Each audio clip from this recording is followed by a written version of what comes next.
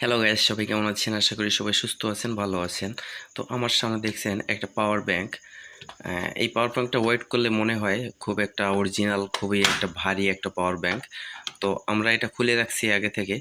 তো দেখেন এর ভিতরে কিভাবে তৈরি করা একটা ওয়েট করা হয়েছে, একটা পুরো কাঁচের টুকরো দিয়ে এই পাওয়ার ব্যাংকটাকে ওয়েট করা হয়েছে, খুব হেভি ওয়েট করা হয়েছে। পাওয়ার ব্যাংকটা প্রায় 200-300 গ্রাম ওয়েট আছে।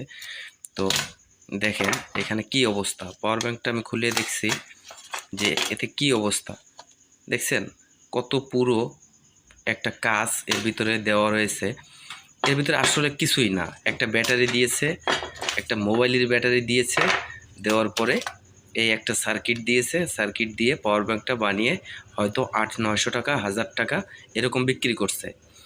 আসলে মানুষদেরকে বোকা বানানো হচ্ছে কিভাবে, বাংলাদেশের অবস্থাটা কি